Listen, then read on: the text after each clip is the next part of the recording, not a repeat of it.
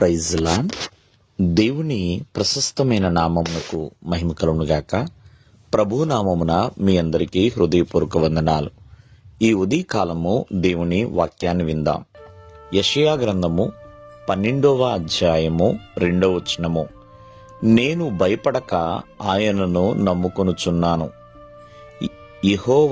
యెహోవాయే నాకు బలము. ప్రియమైన వల్లరా, ఇక్కడ దేవుని యొక్క చక్కటి వాక్యం మనకేమని తెలియచేస్తుందంటే, నేను భయపడక ఆయనను నమ్ముకొనుచున్నాను అని. చాలామందికి ముందున్న రోజులు ఎలా ఉన్నాయి, ఆ రోజుల్లో నేను ఎలా బ్రతకాలి అనే భయం అనేది ఉంటుందండి. రేపేం జరుగుతుందో, ఆ పైన రోజు ఏం జరుగుతుందో అంటూ ప్రియమైన వల్లరా భయపడుతూ ఉంటారు. కొంతమందికి భయం అనేది అన్ని విషయాల్లో ఉంటుందండి. అన్ని విషయాల్లో ఉంటుంది.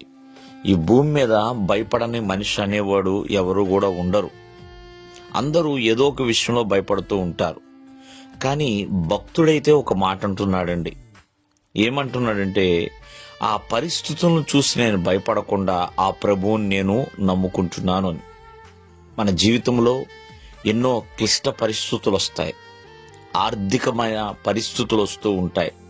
అనారోగ్యమైన పరిస్థితులు వస్తూ ఉంటాయి. వీటన్నిటిలో ప్రియమైన వల్లరా ఎవరిని ఆశ్రయించాలి? ఒక్కొక్కసారి మనుషులను ఆశ్రయిస్తూ ఉంటాం. వారు సరిగా మనకు ఉపయోగపడకపోవచ్చేమో. కానీ భక్తుడైతే నేను దేవుణ్ణి నమ్ముకుంటున్నాను అంటున్నాడు. ఆ దేవాది దేవుడే నాకు బలము. ప్రియమైన వల్లరా, నిజమే, ఆ దేవుని యొక్క బలము మనకి కావాలండి. దేవుని యొక్క బలము మనకు కావాలి. దావీదు దేవుణ్ణి బలముగా చేసుకున్నాడండి. బలమైన కోటగా మార్చుకున్నాడు. అందుకనే దేవాది దేవుడు నా బలము అంటాడు. నా బలమైన కోట అని పిలుస్తూ ఉంటాడు. కావున ప్రభువుని నమ్మిన వారికి ఖచ్చితంగా దేవుడు బలమైన కోటగా ఉంటాడు. రక్షణ దుర్గముగా ఉంటాడు. ఆశ్రయ శృంగముగా ఉంటాడు.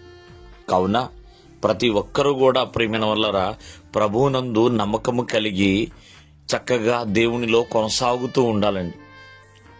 దేవుడు ప్రతికూలమైన పరిస్థితులన్నిటి కూడా అనుకూలముగా మార్చగలడు.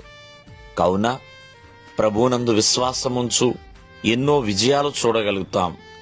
ఆయన యొక్క బలిష్ఠమైన చేతి కింద దీన మనస్కులుగా జీవించినప్పుడు ఖచ్చితముగా ఆయన మనందరికీ కూడా రక్షణ ఆధారముగా మారతాడు. దేవుడు మిమ్మల్ని ఆశీర్వదించునుగాక. ఆమేన్.